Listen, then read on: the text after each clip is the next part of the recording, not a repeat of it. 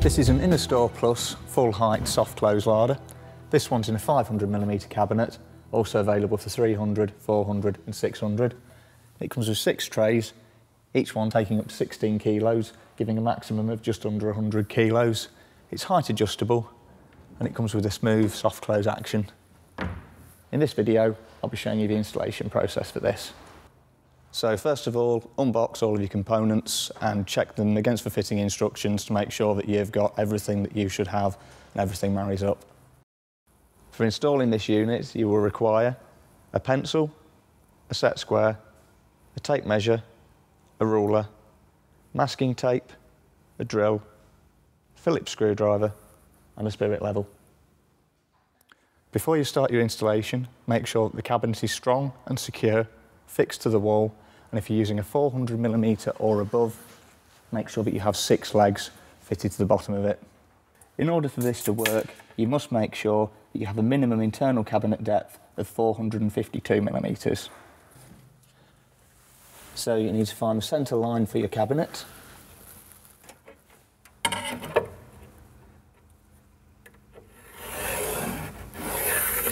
And draw down the centre of the cabinet. This is going to be a line for your screws. So take your template and line it up with the centre line of the cabinet, flush with the front. You may find that you need to tape this in position.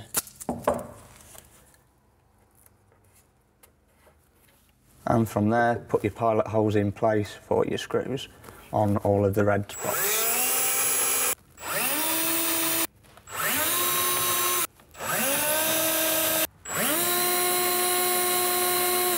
That's 8 screw holes in all. So you can now line the runner up with the holes that you've just drilled. And then screw into position.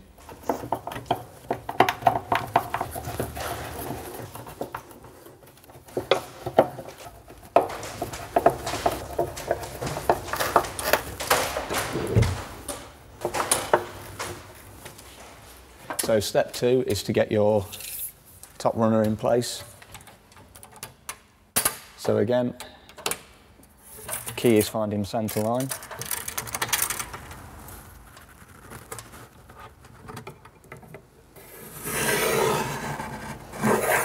Running your line backwards from there. You're then going to use the second part of the template, which lines up with the front of the line. Again, this will need taping in place.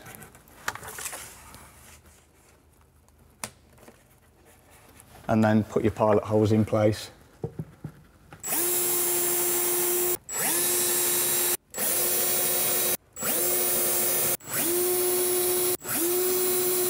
You can then remove your templates, ready for you to screw your top runner in place. I find it easier to do the 2 central holes first, as this holds the runner in position better for putting the rest in.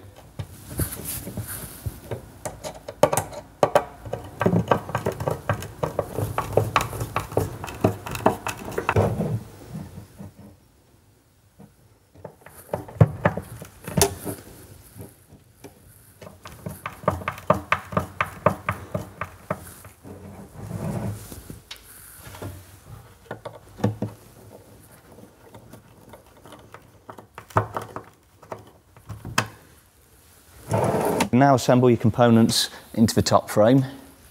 Your spring stop first. You've got the larger of the pins, clip in into the larger 2 holes at the bottom. Then the 2 pins at the top each side, drop down and clip into the row of teeth. You can then pop in your piston with the white section pointing backwards towards the piece that you've just put in. And these line up with the grooves on the side. You should hear a click as it goes into place. You can then put your cover over the top of this white spring at the back, making sure that the hole lines up with this pin at the back there. So it just clips around underneath and you'll hear a click as the pins engage with the holes. And you can then put your plastic cover on at the front, which just pushes down and slides into place. If you then turn this section upside down, you can put on your collars and covers. So slide this on first, making sure the grub screws are pointing in and the pins out. And then your cover over the top. And then repeat for the other side.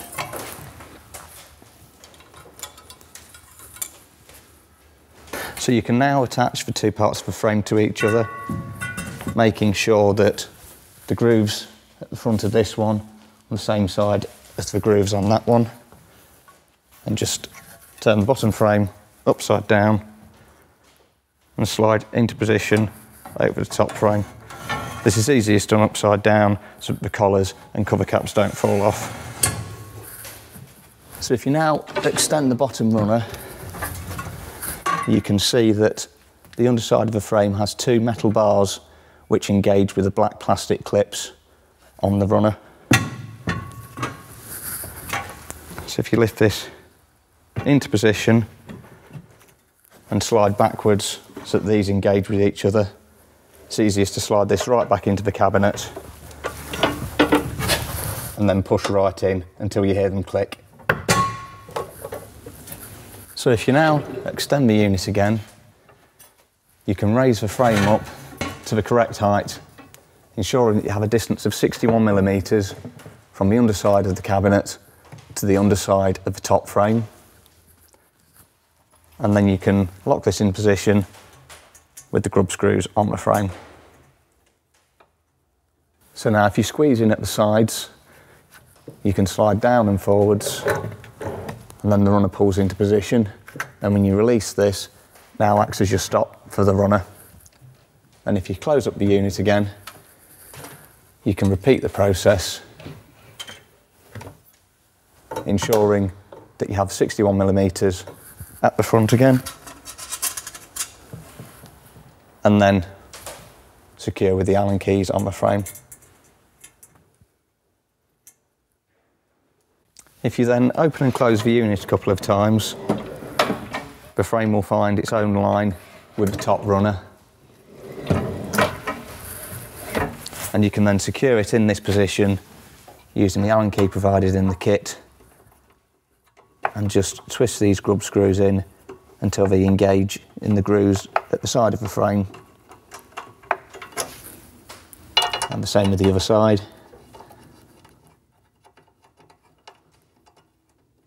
And this has now locked the frame in the correct position. You can now put your frame brackets into position. So these position like that and screw into place. The top and bottom ones are fixed position, whereas you have 4 available spaces for the middle 2 brackets.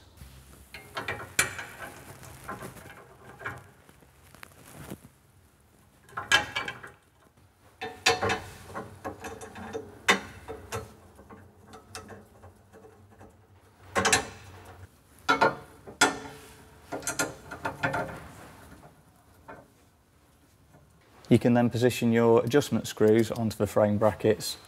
These go on the outer holes.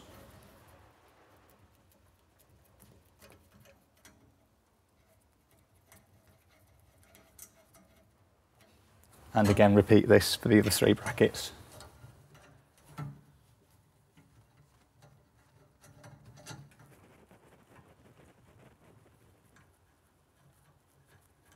Okay, you can now put your door brackets into position on the frame brackets. Is just hook over and then screw into position with screw and washer.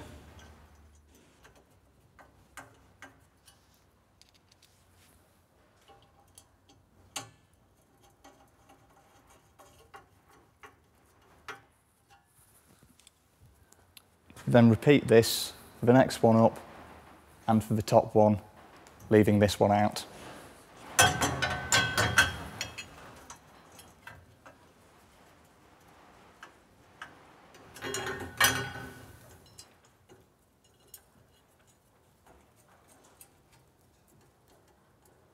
So you can then close the unit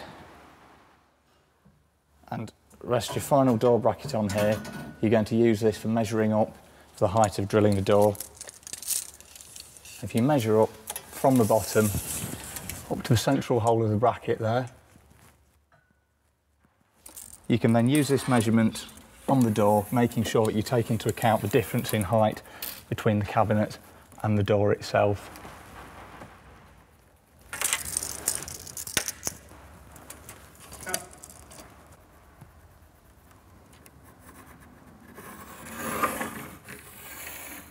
You can then take that door bracket and centralise it on that line,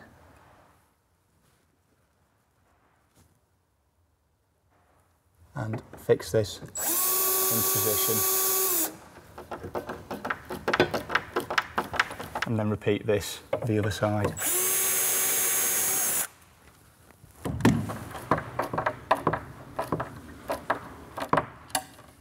And then the other 4 holes.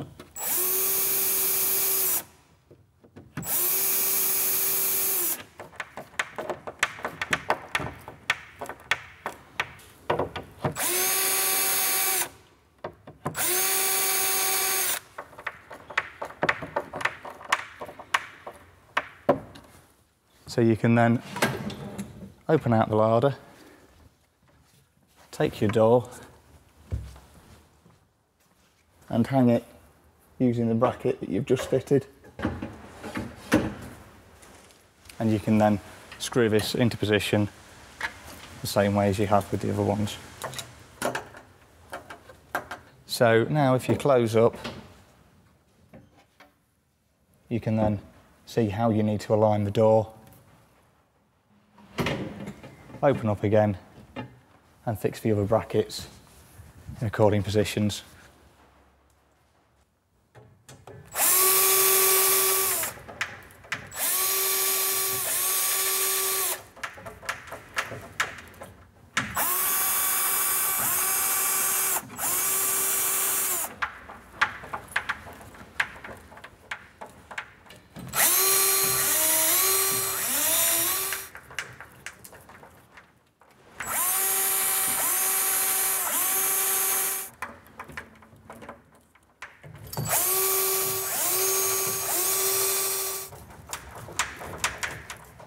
So now if you close the unit up, you'll see there's a gap at the top between the cabinet and the door.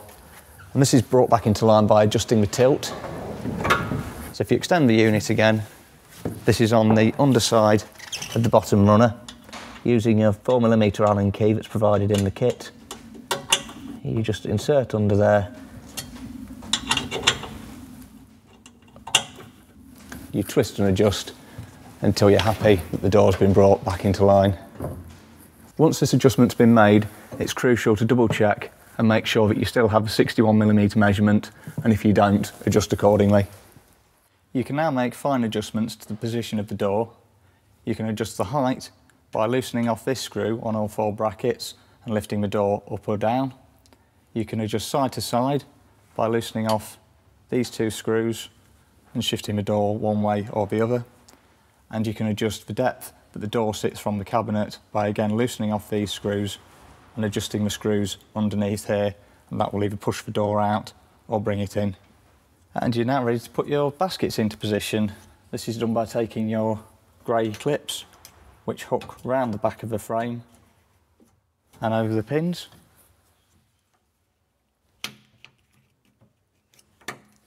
And the basket just clips into place over these hooks. And you can then repeat this for the other baskets. The unit is supplied with a bottle divider, which most people choose to use in the bottom tray, but can go in whichever one suits you. The top tray is height adjustable by moving these top collars. The basket clip fits in the same way.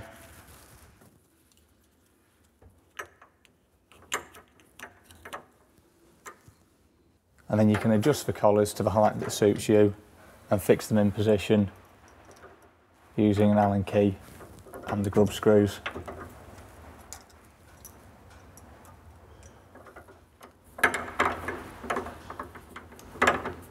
And the tray hooks in place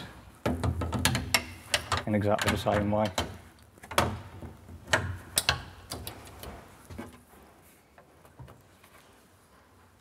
Service is a finished product. It'll give you many years of service as long as you look after it. Don't use any oil lubricants on the runners and only use mild detergent when cleaning it. Thank you for watching.